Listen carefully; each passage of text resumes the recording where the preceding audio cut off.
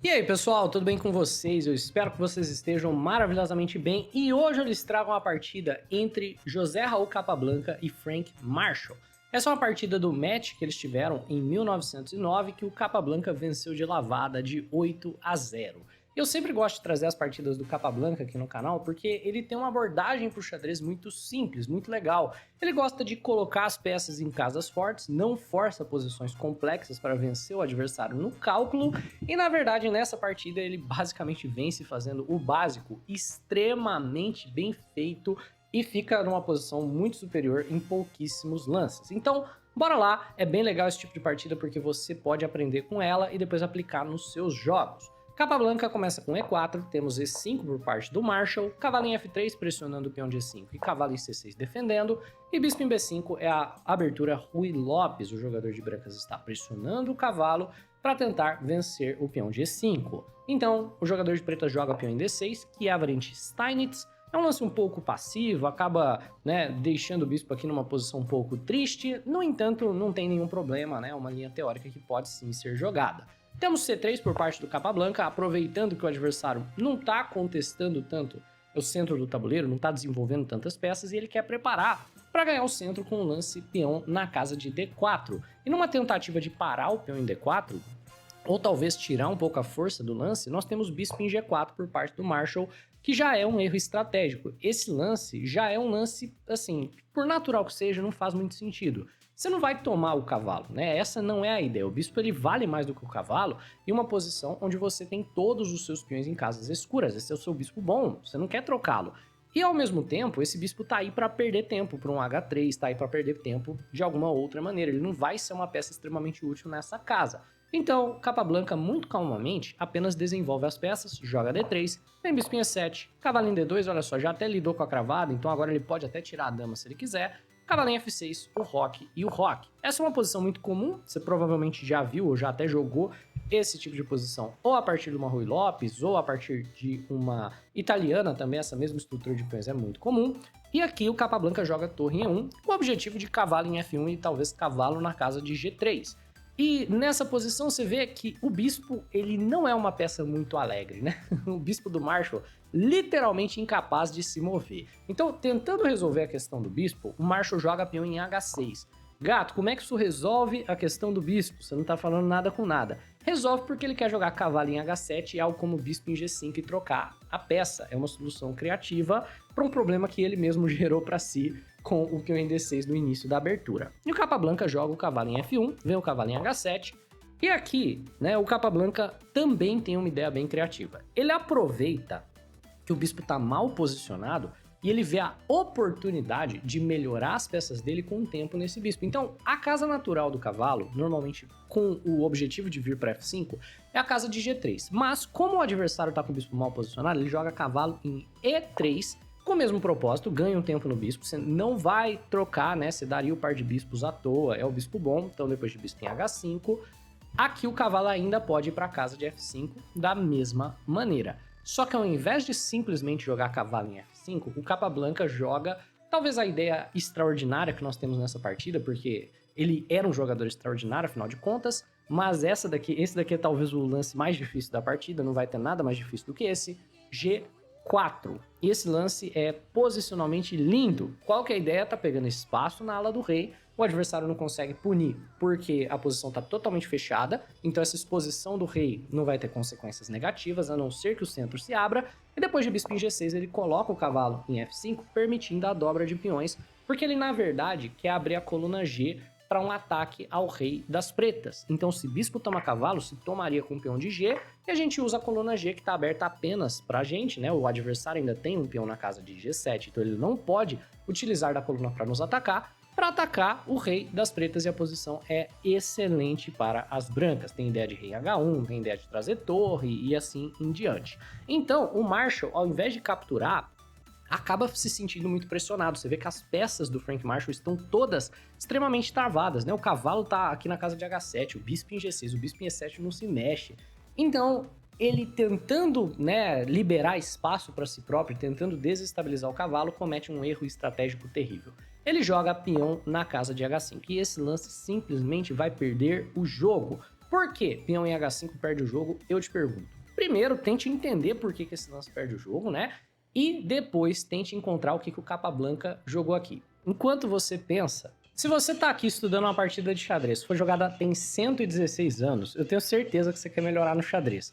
Por isso mesmo que eu vou te recomendar o curso do Zero à Maestria, que é o curso do Grande Mestre Sup e da Mestre Feed Júlia Alboredo. Eu tenho certeza que vocês já estão familiarizados, né? As matrículas vão abrir agora no dia 27 e nesse curso você vai ter acesso à aula ao vivo toda semana. Tem mais de 200 horas de aula gravada de tudo quanto é abertura que você quer aprender, né? Tem partidas sendo analisadas e basicamente você vai ter acesso nessa plataforma a tudo que você precisa para melhorar no xadrez. Eu vou deixar um link na descrição do vídeo, no comentário fixado, e nesse link você vai ter acesso a um grupo de WhatsApp. E se você clicar no link, você entra no grupo, vai ter o Sup lá, vai ter eu, a Júlia, e você pode tirar qualquer dúvida. E o mais importante, quando o curso lançar, né, as matrículas abrirem no dia 27, é através desse link de WhatsApp que você vai receber o link e você pode decidir se você vai querer ou não comprar, mas já entra aí no link do grupo do WhatsApp para você ficar por dentro de tudo e para você poder tirar todas as suas dúvidas caso você tenha interesse, tá bom? Então, vamos voltar agora ao xadrez. Então vamos lá, o lance H5 ele acaba sendo uma decisão estrategicamente desastrosa, porque ele gera contato entre os peões, então ele dá a opção para o Capablanca, quando ele quiser, tomar em H5 e abrir a coluna G para o ataque dele. Ele não precisa fazer de imediato, ele pode jogar o H3, se as pretas não fizerem nada, gera uma ideia aqui de rei em H2, torre G1, por exemplo, em um ataque ao rei do jogador de pretas. Então se bispo em F6, rei em H2, e você vê o ataque já tá vindo. E se você faz como o Marshall fez e você captura, né, o Marshall jogou H toma G4 pro Capablanca tomar de volta, e ele pensa, beleza, agora não tem mais problema na coluna G. Meu amigo, você tem um problema na coluna H e quer um plano mais simples do que rei G2 e traz todas as peças pesadas para a coluna H para atacar o jogador de pretas? Não tem, e ao mesmo tempo que é uma ideia simples, é uma ideia que simplesmente não tem refutação. Você mesmo não consegue movimentar o seu peão de G ou atacar na ala do rei por conta de falta de espaço. As peças, os bispos todos travados, né? Posição horrorosa para as pretas. Mas vamos lá. Apenas para demonstrar como o Capablanca não era o tipo de jogador que calculava essas sequências todas até o fim, ele apenas jogava lances que são bem naturais e tentava colocar as peças dele em casas fortes. Aqui o próprio Capablanca disse que o lance do Marshall pegou ele de surpresa. O Marshall joga bispo em G5. E o que o Capablanca achou que o Marshall ia jogar é cavalo em G5. E é óbvio que o Marshall não ia jogar esse lance, porque pendura uma peça de cara, né, para cavalo por E7 e bispo toma cavalo, né, cavalo por E7 cheque. É uma tática simples. Óbvio que caso o Marshall jogasse isso, o Capablanca ia sim executar a tática, mas é só para mostrar que ele não estava pensando na posição, tipo, 20 lances à frente. Ele estava vendo o que estava no tabuleiro ali na frente dele e jogando lances que parecessem fortes. Talvez até por essa característica que ele foi derrotado pelo Alekhine, que já era um cara extremamente metódico e calculava tudo até o fim, né? Isso daí, essa informação tá no livro Meus Grandes Predecessores do Kasparov, né? Mas enfim, Marshall jogou bispo em G5, lógico pra caramba, quer trocar a pior peça dele, e o Capablanca troca com o cavalo por G5, liberando a casa para trazer a dama no futuro ou para jogar um F3 que apoia todos os peões. Temos cavalo por G5, rei em G2 preparando torre em H1 e D5 querendo romper o centro do tabuleiro. Como eu falei, quando a posição está toda fechada, não tem problema você jogar lances como G4. Agora, no momento que o centro se abre, a história fica um pouco diferente. Outra coisa que o Marshall tá querendo é trocar damas, né? Porque se trocar damas, o ataque das brancas perde muito da sua potência. Então, daminha 2 evitando a troca de damas e também evitando a abertura da posição. Nessa posição, o Capablanca tá ameaçando tomar o peão e depois o peão da casa de E5 se torna frágil. Então, torre em E8 aqui por parte do Marshall. Nós temos torre em H1 por parte do Capablanca, torre em E6 por parte do Marshall saindo dessa cravada de bispo e dama em E3. Olha a simplicidade com a qual ele está trazendo peças para ataque, não está apressando nada.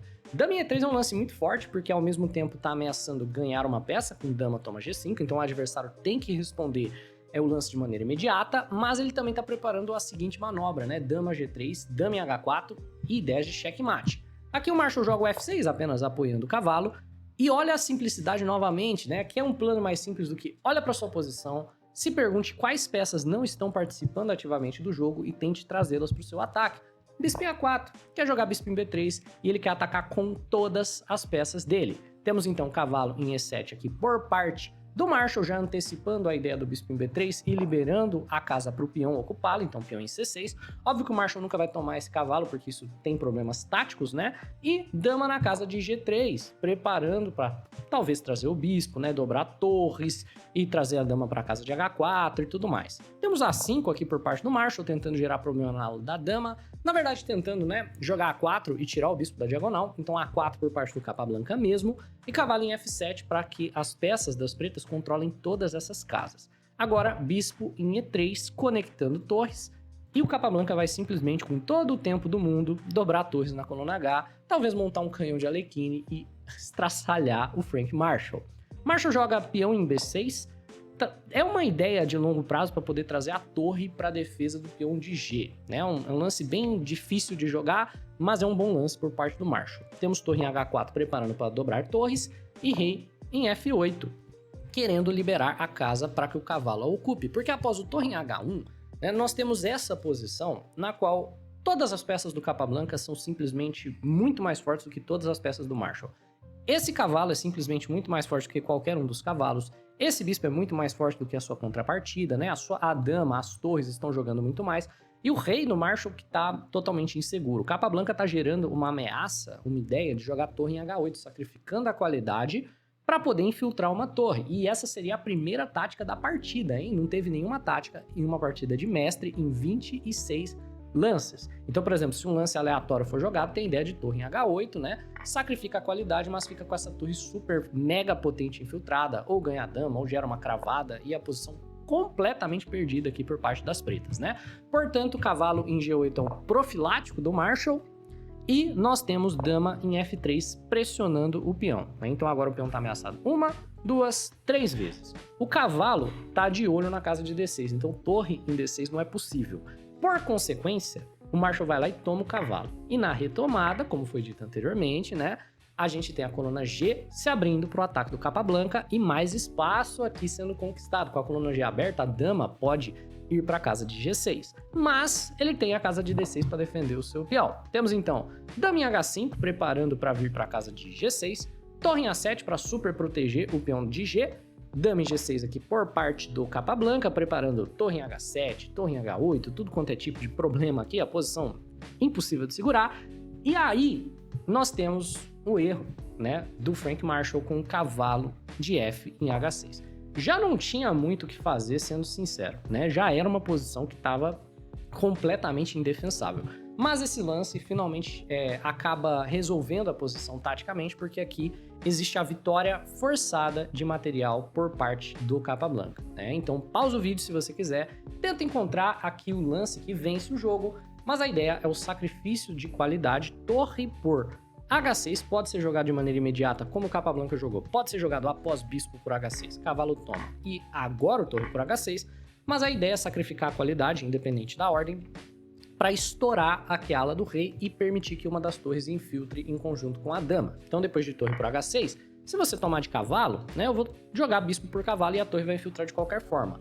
Se você tomar de peão, tem bispo por H6 e abriu a coluna H, e agora o seu rei vai ser caçado, e o material que foi sacrificado vai ser recuperado de maneira imediata. Então, rei E7, beleza, lance forçado, não tinha outro para jogar, dama em G7, já tá ganhando a torre, já tá ganhando o cavalo, né? Então, rei em E8, ele prefere tomar o cavalo, depois de rei em D7, ele joga dama em H7 cheque, que é o lance fino, né? Você poderia dar cheque em qualquer uma dessas casas, mas a mais precisa é na casa de H7 para a torre ficar de olho na dama, e a posição já tá assim, né? Já tem mais material para as brancas, mas agora as brancas vão jogar o fino mesmo, né? Vem dama em E7, e uma tática linda, belíssima, bispo em F8, aproveitando que a dama tá cravada, que a dama tá segura, e te força a tomar a dama, que vai cair no espeto e perder a torre lá no canto. Então, dama toma, torre por H7, rei E8, torre por A7, rei toma bispo, rei em F3, e depois do rei em F3 por parte do Capablanca, Frank Marshall abandona a partida.